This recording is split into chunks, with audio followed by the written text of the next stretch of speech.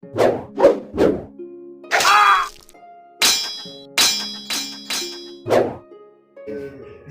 jejak digital gitu. Tapi bagus ini kalau kita konsolidasi bagus masih. Nah, kerja teman-teman di pusat itu kan jauh. Mereka tinggal urus apa saja soal partai di maju komunikasi masih pemilu tidak ya, saya lihat teman-teman banyak yang belum paham tentang itu. Iya.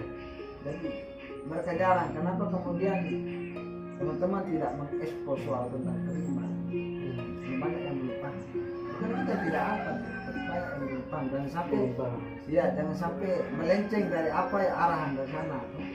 Kita lihat sebenarnya kita ini kan tidak seperti kayak partai berjuasi yang tua maupun partai berjuasi yang muda.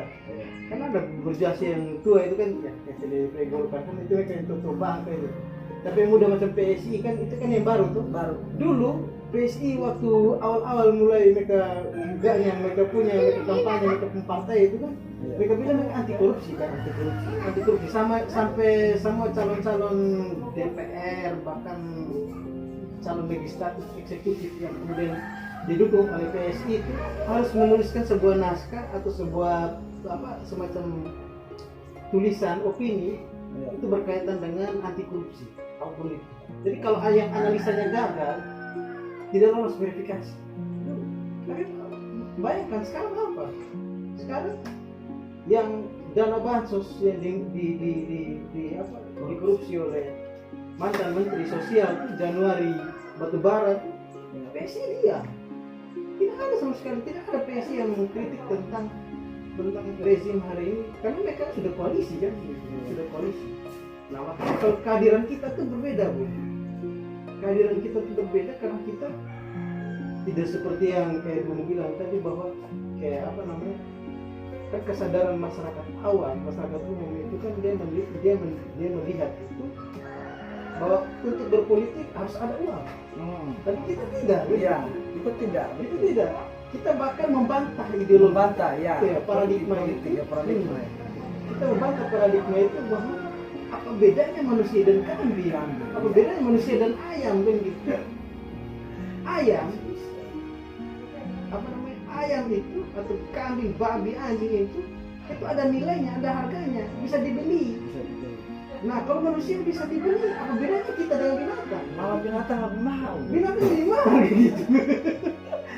Kita beli babi saja 1 ekor yang debu anak kecil saja itu 1 juta. Masa manusia yang dibayar 100, 200 hanya pilih orang-orang tertentu hanya untuk bangun partai buat apa? Gitu kan?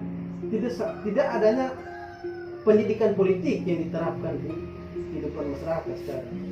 Dan sementara partai-partai borjuasi hari ini di dalam ADRT mereka tuh rata-rata punya semacam ada divisi pendidikan politik kemasyarakatan, tapi tidak di praktik langsungnya nih, tidak ada nih. Yang ada,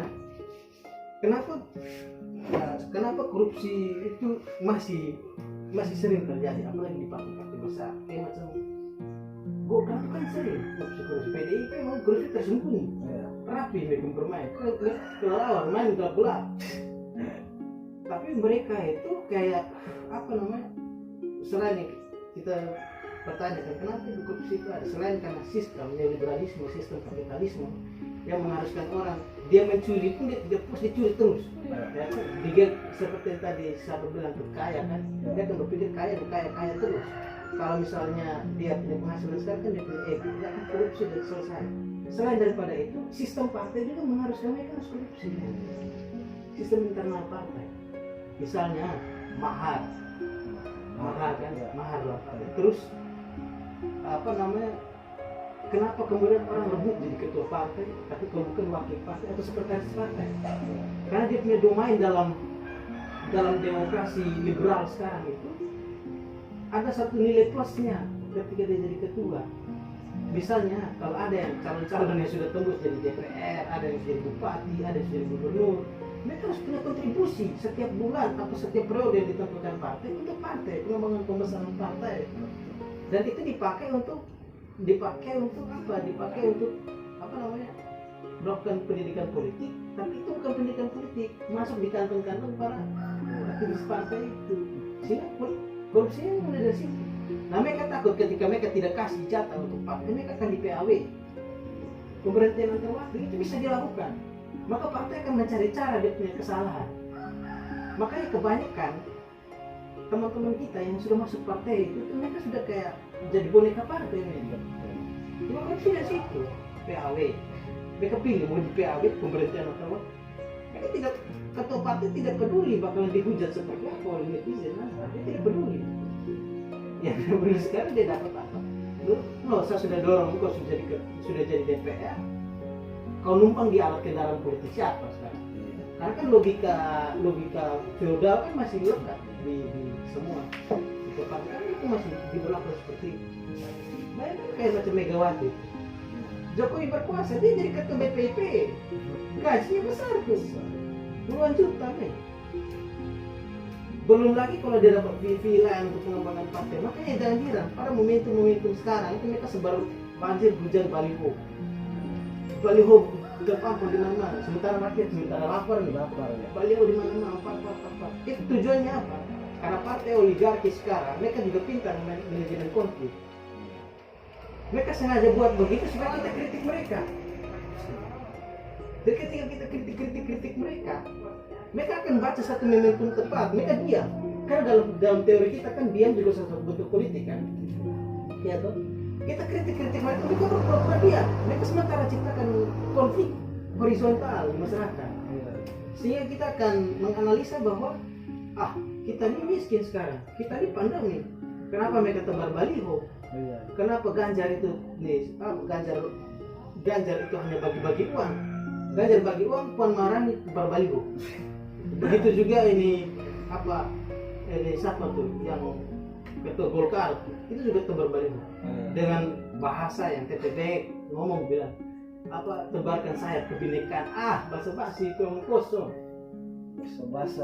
Nasionalis. Tapi memang praktiknya tidak ada. Mereka sengaja itu ciptakan konflik supaya kita ngomong mereka. Dalam politik itu ada dua. Kita omong dia yang baik dan kita omong yang buruk, tetap eksistensinya naik. Powernya naik. Misalnya FPI. Saya dulu tidak tahu FPI itu siapa dan siapa. Tapi ketika orang ngomong bahwa FPI itu buruk, jadi semua orang akan cari tahu keburukannya dia apa. Jadi masalahnya ini satu waktu kan sekarang ini kan Habib Rizik kena penjara di rezim Jokowi. Kalau Jokowi sudah selesai, maka kalau ada pengganti Jokowi yang kemudian pro kelompok kanan, Habib Rizik dianggap pahlawan, FPI akan dihidupkan kembali. FPI dianggap pahlawan.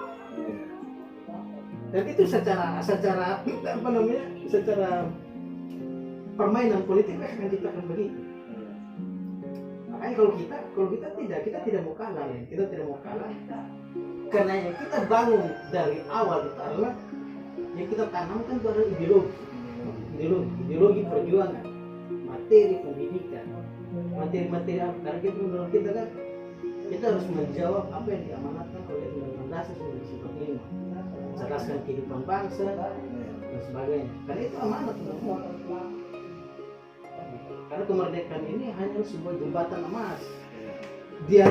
Di jembatan emas itu ada dua arah, antara sama rata sama rasa atau sama rata sama tangis gitu. Kita pilih yang mana? Kita mau seperti apa? Jadi senang mereka perimba ini kan pakai alternatif itu kita mau perjuangannya betul-betul untuk makmur. Pasti. Kalau saya melihatnya, yang penting kita kalau sudah lolos di verifikasi yang dibenahi di dalam itu, karena otomatis karena strategi ini yang bakalan dibangun, yang namanya partai, yang namanya kita sudah terjun di politik, kita akan legowo. Siapapun dia, pemodal prinsipil itu kita harus tarik, kita pasti tarik. Ya karena kita butuh apa? Energinya. Kita butuh energinya. Karena tanpa orang-orang seperti itu, kita susah juga untuk berkembang. Kan? Nah mungkin kalau kita sudah duduk, ada strategi internal lain yang kemudian bisa membuat Prima ini jauh lebih benar-benar merakyat, yaitu menjadi partai oposisi. Ya kan? Sekarang gini, di rezim Jokowi semua sudah pada koalisi. Yang oposisi cuma dua, PKS sama Demokrat. Ya tuh.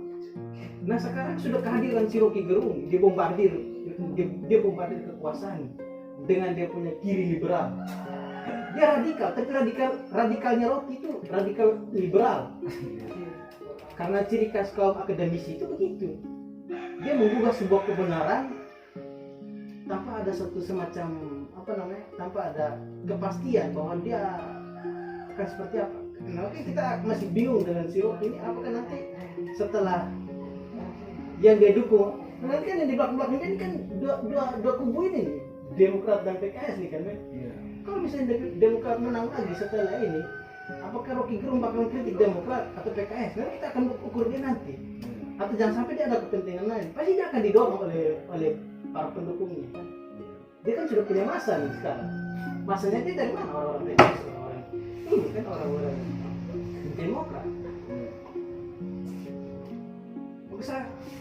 Saya memang kalau kita kan gini Pak, PDIP terkenal dari dulu tuh terkenal sebagai partai oposisi. Tapi apa ketika dia sudah berkuasa selama 2 periode, ya kan? Jokowi itu berkuasa 2 kali, ini PDIP semua. Dia tidak bisa menjadi partai, dia otomatis dia mau oposisi itu oposisi omong kosong, hanya sekedar menaikkan popularitas. Strategi mereka, kalau mengikuti perkembangan berita, mengikuti strategi mereka di saat mau mendekati 2024 ini ajang-ajangnya mereka. Sekarang kan ada beberapa kader-kader PDI atau Golkar yang dipakai orang-orang kritis ini untuk mengkritis kebijakan. Ini hanya omong kosong. Ini hanya supaya mereka bilang bahwa mereka itu oposisi, omong kosong. Supaya orang bilang, iya ini oposisi dari dulu nih. Bicara soal kepentingan masyarakat. Padahal mereka sudah kenyang, mereka sudah raup dari ketika Jokowi berkuasa. Mereka sudah raup banyak anggaran yang mereka sematkan. Kenyang, kenyang, cepat semua. Nah, kalau kita, kehadiran kita nanti, ya kita tetap oposisi. Kalaupun nanti ada yang sudah yang kita dukung, misalnya Agus Jago, andai kata bahwa Prima sudah masuk dan berverifikasi, kita dukung terus Prima, kita dorong Prima, dan kita dorong Agus Jago untuk capres. Ketika Agus Jago tembus dan jadi presiden, menang jadi presiden, Prima tetap jangan jadi koalisi, tetap oposisi. Sehingga ya oposisi bubar terus, Prima salah, Agus Jago salah secara kebijakan antah. Sehingga itu fungsi kontrol kawan kan seperti itu. Kontrol kawan ini. Jadi kalau misalnya Bung ada kesalahan di sini, Bung kayaknya sudah ke arah kapitalistik, Bung sudah ke arah lebih pro investor, karena kita sebagai kawan kita pernah berjuang bersama dulu ya, kita beri masukan. Ini kan ya kan seperti itu kan. Itu langkah yang kita berpikir dalam lebih maju ke depan gitu. Dulu kan pernah kita pernah bangun ya, partai namanya partai oposisi itu partai oposisi namanya, tapi bukan partai oposisi, Papernas, Partai Persatuan Nasional, itu kan partai oposisi, tapi kan itu lolos verifikasi kan satu dan lain hal kan. Kita berharap Prima tuh begitu. Tapi mudah-mudahan supaya dia lolos. Ini komunikasi juga aktif terus ya di Indonesia. Iya. Kan bisa jadi kan kita kan ada 2 partai kan, ada partai yang tidak respon pemilu kan PRD, partai oposisi yang jalan oposisi terus kan dia tidak bisa koalisi, karena dia tidak masuk dalam sistem pemerintahan, dia hanya partai perumput kan maksudnya. Sementara kalau partai Prima itu partai yang sudah respon pemilu, yang sudah masuk dalam lingkaran berupaya untuk bertarung dalam politik oligarki kan istilah. Kita bertarung di situ, kita bertarung dalam itu. Tapi tetap fungsi kontrol kita kalau secara internal partai harus ada.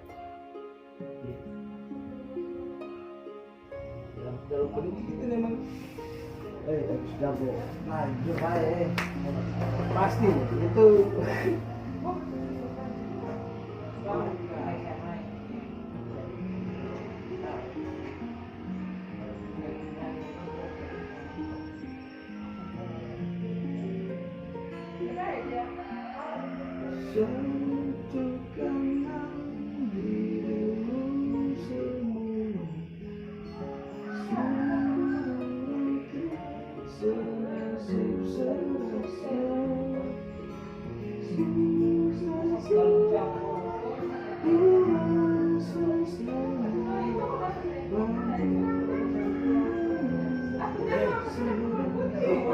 Taman.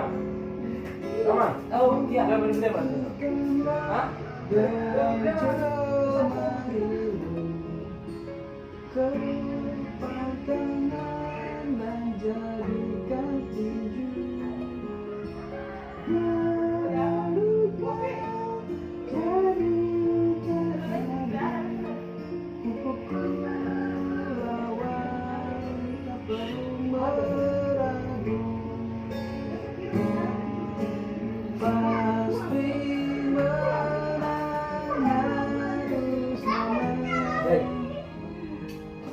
Kumpul teman-teman rakyat berjuang. Bukan kalau tidak tanya lagi. Tujuan dari LMD itu apa? Tujuan dari LMD ya menciptakan pendidikan Tanya itu yang gratis. Saya tanya. Ekonomi nasional? Asa teman kan tanya tujuan dari LMD itu apa? Saya pura-pura diam, dia yang jawab. Udah jawab belum? Wujudkan pendidikan yang gratis, ilmiah dan demokratis. Mantap. Nah, lengkap. Kan waktu itu kan pada kawan pun datang cari di secret nih. Bingung di secret tadi saya juga blank terus saya kayak seorang diri yang bingung kehilangan arah untuk sendiri tuh butuh teman-teman sebenarnya. Dan datang di sini ketemu dia berbangun tidur nih. Rambut masih gini. Lama segini baru belum mandi. Kebiasaan gitu kan gitu dulu. Kalau ketemu Jane pas, contoh. Wih, bangun dan bangun belum mandi tanya. Duduk dia duduk. Belum mana? Perlu apa? Oke, tidak ada sekret. Mati kawan. Akhirnya bertemu. Tidak, ini sekret LMD kah? Oh ya, tidak kan. Apa ini kawan dari ini? Oh saya salam dan dia duduk begini berteman nih kayaknya dia anak-anak pempri hanya dia tidak tahu dia pempri mana Nama siapa? Elton. Tapi dia entah di sini ke di mana. Kayaknya itu anak kan dia kerja di tempat kerja saya yang lama tuh, jadi dia tahu saya, jadi dia ikut saya. Akhirnya dia ini apa dia langsung dia tanya tuh di bimbel. Pasai. Tanya pasai. Dia tanya. Kawan, tujuan LMD ini apa? Saya ini tahu tuh, saya perlu dia.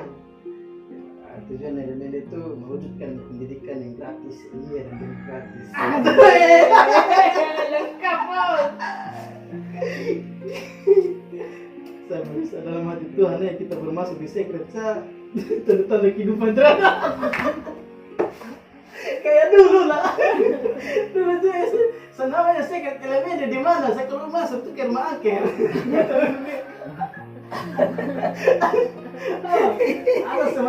ada semacam kayak apa? Semacam suasana yang mencekam kan. Aku datang lihat isu merah-merah ini.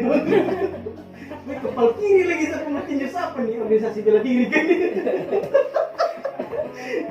Belum deh kalau tambah kaki dua di atas lu kayak bono.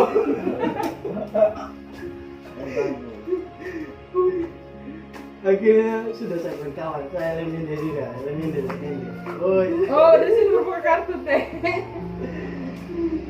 Mau balik tuh, sebelah tentang besar 20 saya kasih dia ini beli rokok.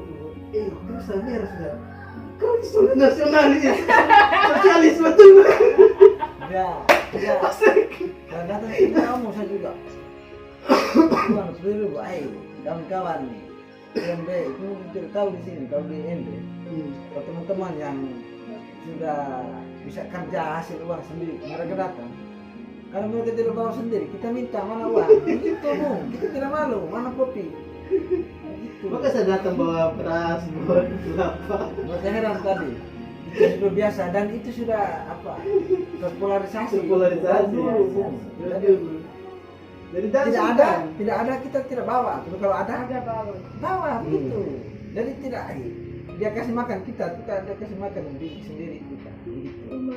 Kan kita diajarkan untuk bahagia, senang sama-sama. Saya hidup ini dibesarkan dari organisasi. Asli, organisasi itu. Tidak ada pasukan kampus dan materi-materi kayak koran-koran apa semua. Itu hanya tambahan saja, nilai plusnya saja. Tapi semua itu asli dari organisasi.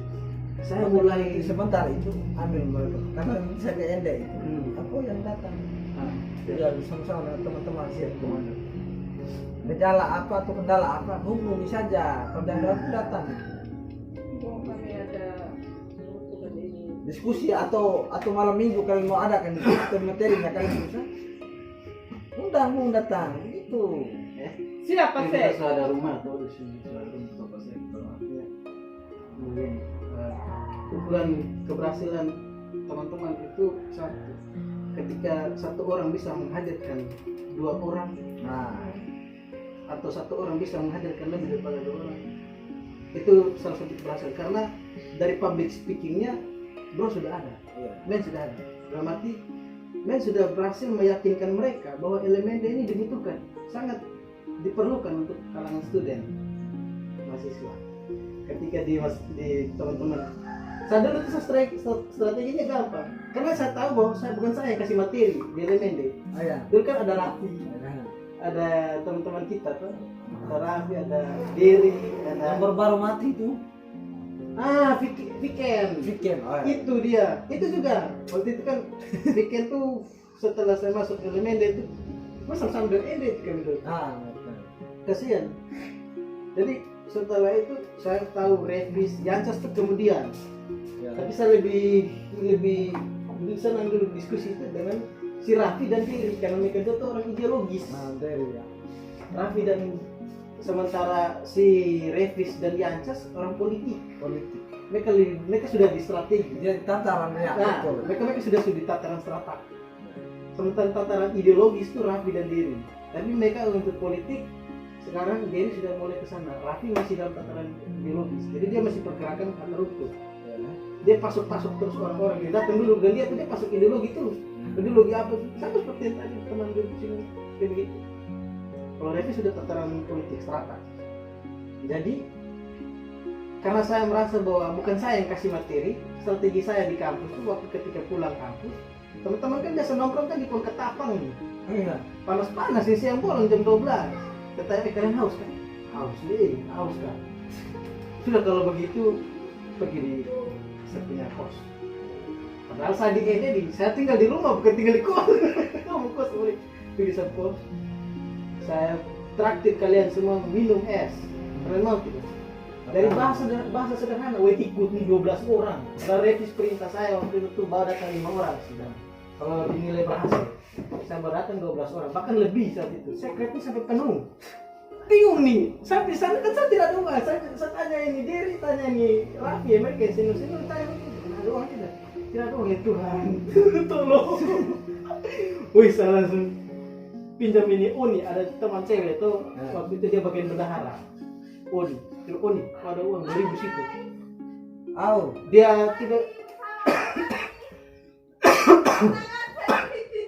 Dia tidak kasih uang 2.000, tapi dia cuma ada uang 5.000. Dan saya bayar sudah.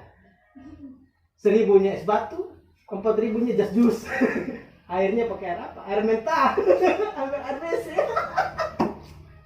Oh jadi satu ini apa nih? Satu cerek tuh taruh di situ putar. Minum mereka minum.